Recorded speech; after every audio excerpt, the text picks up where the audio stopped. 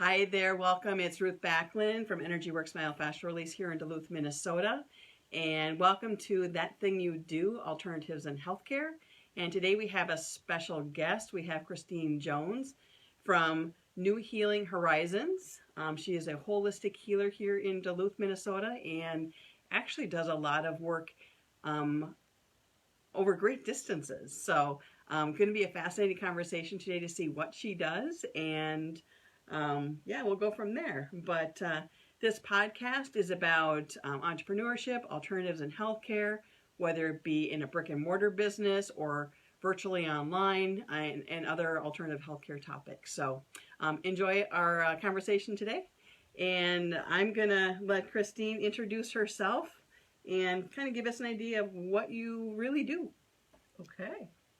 So I'm Christine Jones.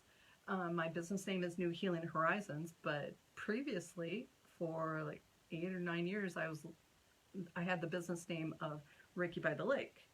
And that was because I did a lot of Reiki, and it was one of the first modalities that I learned. And as I grew into Reiki, I realized that there are other things that sometimes help more. And so I like having a full toolbox of things that I usually can find that will, something that will help someone. And I use muscle testing, and I sort of tap into the person, and we figure out what's going to work, and we'll just go from there based on the muscle testing. So Very cool. yeah. So what got you into, so you started with Reiki? I actually started with something else called reconnective healing. Okay. I learned it in town. Okay.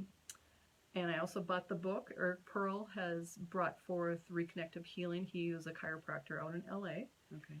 And so Erin DeWitt, who's very well known in the holistic healing world in Duluth, was a teacher for Reiki, and she switched over to reconnective healing. And I had shown up at some holistic and psychic fair, and a friend of mine and I were working it. We're checking the door to make sure everybody paid. Oh. And they said because we were volunteering, we could go see a speaker, one of the headlines. So Erin and a couple of her friends, Jack and Nancy, were presenting reconnective healing. And so so the presentation was really interesting. I had no healing background. I was always sort of curious about it, but it was a little too woo-woo for me. At the time, I had been working at a college for over 10 years, and everything's sort of logical at a college. But afterwards they said, well, everybody stop by the booth and we'll attune your hand to the frequencies of reconnective healing. And I'm sort of like, oh, is that weird or what? From a person with just a regular background. So I showed up and I held up my hand, and they're going like this with my hand in the middle, and all of a sudden it was like fireworks went off next to my hand. And I am not one that feels or experiences much of anything. But I'm like, what is that? And what does it mean? And am I supposed to do something with it? Because this is not typically what I experience. And so that was sort of like a wake-up call to see what I'm supposed to do with this. And so I got coffee with Erin DeWitt. And so she had a few little healing circles where we got together and practiced, but then she also started reintegrating what she was doing back into Reiki. And so then I took all the Reiki courses that she offered, and she was a fabulous teacher, and I just loved it. And I opened up an office 2010. I opened up my office, I think. So, but since then I've just been sort of searching and finding other things that help people more. And so that's what I finally decided to change my name, because my focus hasn't been Reiki for the last few years, but other things that most people don't know about. But it's sort of cool because some of the results have been just amazing. Mm-hmm. Sometimes not, because like traditional medicine, not everything works for everyone. Yeah. But my goal is to find people that resonate with me and the energies that I can help. Mm-hmm. So, well, and when we met before, what I was really surprised about is you do a lot of distance healing work, which is something that I had not really heard much of. I mean, I'd heard of it, but I hadn't really met anybody who truly did it. Right. So do you want to elaborate on that a little bit, or? Sure. So, like with Reiki, they do have a distance healing component.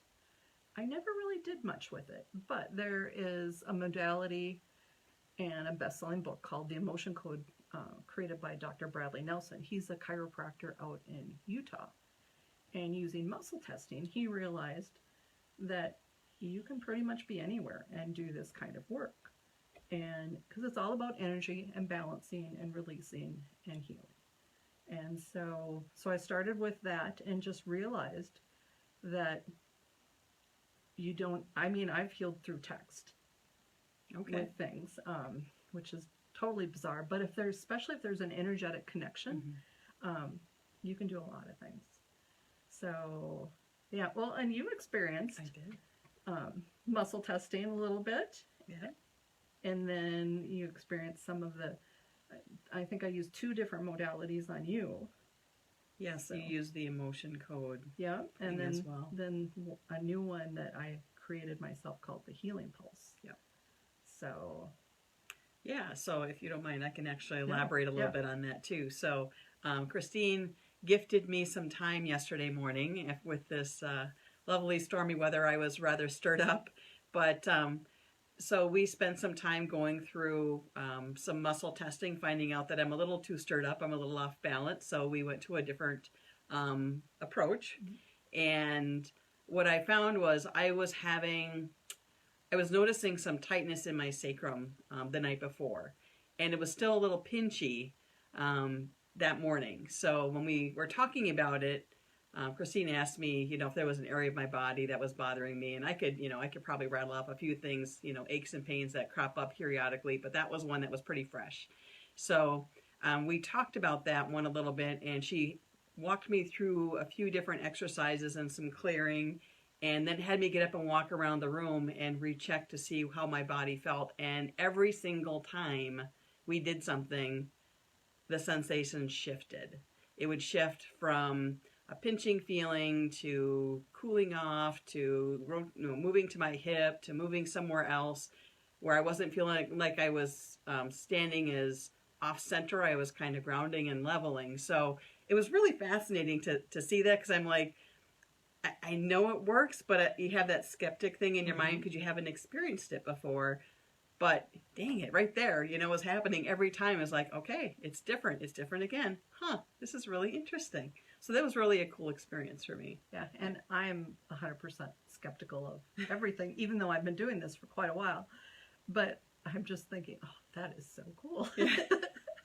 Yeah, you never know. And there's so much power in the mind, too. Yes. There's a lot that goes on in the body, but the mind controls so much, too. Yes. So, you put it all together, and, I mean, everything is connected. So that's why so many things work for so many people, and why some things don't work for some people. If they're really blocked somewhere, well, if there's a modality that's going to tap into that, and they're just like not having any of it, you're not going to go anywhere. So, yeah, that's just the way that works. So that was very cool. Yeah. Yeah. Yeah, I'm glad it worked well for you. Yeah. So, now you talked about going to this event, so that really kind of drew you in a little bit, but what got you to like jump in? I mean, what was it that made you like, holy crap, I can really do this now? Part of it was during the training, there's always practice sessions. You practice. And so the feedback from the other people that were doing the same training was pretty amazing. And I've never had that kind of effect on people. And so to do the final Reiki master training, you had to have like 50 practice hours. And so that's 50 plus clients. And so just the feedback from them. And so pretty soon after that last training, I decided, okay, I'm going to jump in and do this.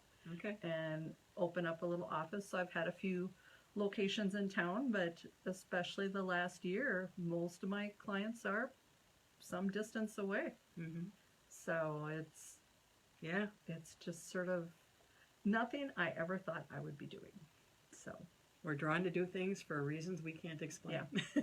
Yeah, and especially when I think pain is probably my biggest thing, because I've had issues with chronic pain and understand how debilitating it is and how distracting, and when you're in pain, a lot of things just don't register. And so that's sort of been my goal. It's especially find out underlying reasons why people are in pain and really trying to heal those underlying reasons so that the pain goes away. So I've had some luck with it, but other people are definitely a challenge. Yeah. So, Okay. yeah. So what are some reasons people seek you out? The majority, well, there's two types typically. One is they are starting to realize that we're all connected, and especially with nature and energy and balance and all those things that if you're just working 9 to 5 and you've got kids and family and just craziness, sometimes you think after a while there's something missing. Mm-hmm. And usually like it's a spiritual component. Okay. And so a lot of times people come to me because especially the gifts that I feel I've received are from somewhere. And so people, I think, find me because they're hoping that this will help open them up to something more. Okay. So, and usually I'm part of like a sort of a spiritual quest of, what they're meant to do with their life. So I've got those people that are searching, and usually I'm just one in a long line of people that they run into and ask questions and hopefully help guide them a little bit to their next step. But then there's the others, and this probably is a bigger number, is people that traditional medicine has failed. Mm-hmm. And they're tired of drugs, they're tired of surgeries, they're tired of things that cause more pain and don't always help. And so people find me on the internet or through word of mouth, and we go from there. Very nice. So what do you think is like the number one thing people, like of all the people that have come into your world, what is like the number one thing that tends to trickle to the top of this is a real common theme with people who you tend to work with? Lately it's been pain and or anxiety. Okay. So especially there's just a lot of expectations nowadays, and with the anxiety level of many people, it makes life a lot harder. Yep. So if somebody has come to you and they've never experienced any of the tools that you've had in your toolbox, what would be some of the concerns that they might have?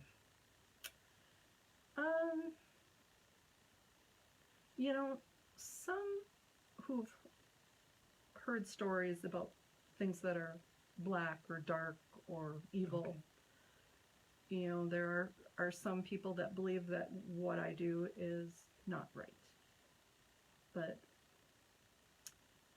I guess especially when I work with someone and can help them,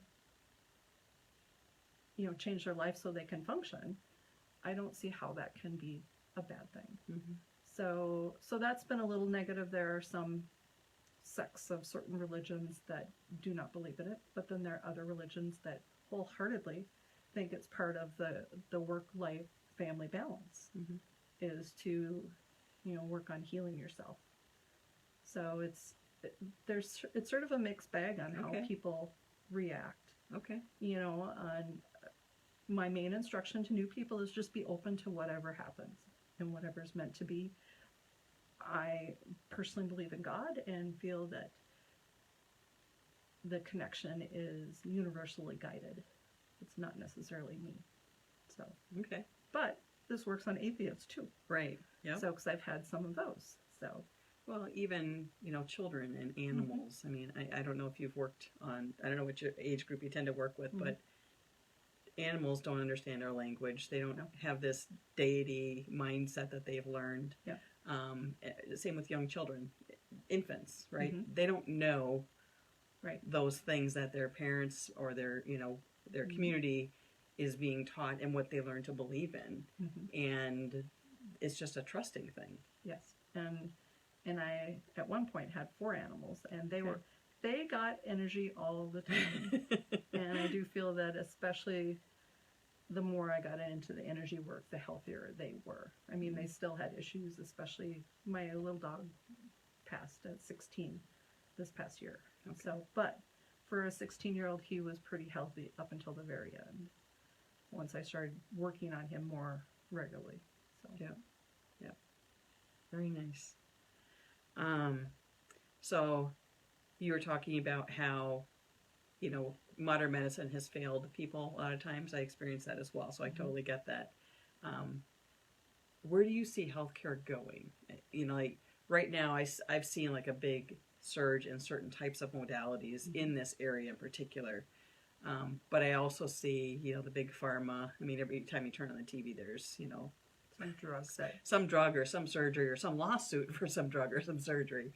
Yep. So where do you see healthcare heading at this point? Any insights that you, just for your own personal belief? So, well, this is what I hope for my personal healthcare is someday I'll have an MD who on his team is a holistic health practitioner.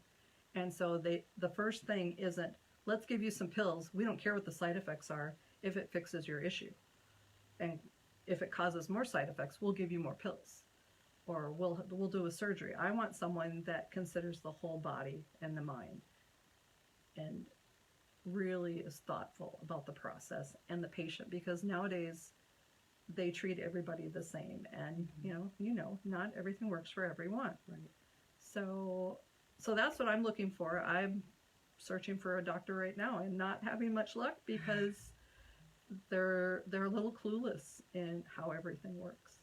Well, and I think too, just the physicians that I've worked with, where I've even met just personally one-on-one, not necessarily my physician or whatever, is the requirements that they're held to in their industry, where even if they believe in XYZ, they may not be allowed to even talk about it, right? Not able to share it, with people, that's the hard part when you, especially when you're in a group practice. If they're solo on their own, that's a totally different ball of wax. But if they're in a group or big system, there's rules they have to work by. They're pretty locked in. Yeah, they're pretty locked even in. to how much time they can spend with you, which is really sad. Yeah. So yeah, definitely interesting. Yes. Not always in the best interest of the physicians or the patients. Exactly. A lot of times, not always the best interest. So yeah. Okay. So now you had mentioned a couple different people based on the training that you've had. Is there? Sometimes I get a lot of clinicians on who will watch this. So is there any recommendations if somebody was interested in going into some of the different holistic healings that you have? What you would maybe want to share with them, so they could look them up. So, Dr. Bradley Nelson is probably the one that has the most. I would say his is probably the easiest to pick up. I was fascinated by his book, The Emotion Code. It really explains things well. It goes through muscle testing. And then he has quite a few YouTube videos that people could watch. Okay. So that would be the number one for you. Probably just because it's pretty powerful releasing emotions. Okay. So very good. Yeah. So for our listeners on the video today or on the podcast, what would be the best way to get a hold of you if somebody is interested in working with you? So they can drop me an email or call me. I actually answer the phone. And that would be? That would be 218-349-8571. And my email is Christine with a CH, so CHRISTINE at newhealinghorizons.com. And Horizons has an S at the end. And then do you have a Facebook page and a website at all? So I have a Facebook page under New Healing Horizons. Okay. My website isn't as up-to-date as I would like. Okay. It is still under ReikiByTheLake.com, but there's many different testimonials. I've got an FAQ page that there are quite a few different questions and things that people have asked me in the past that I put my answers to. Okay. So awesome. Yeah, great. This is fun. So lots of ways to get a hold of Christine. So looks like my batteries are going to die here pretty soon. So anything else you want to share with our viewers before we sign off? So if anyone just has questions about things, as I said, not everything works for everyone, but sometimes I do have more experience with other things than others, and other times I say take a leap and see if it helps. Yep. All right. Yep. It was great having you here today. Well, thank you. It was definitely fun. Good. All right. Thank you. Yep. Bye.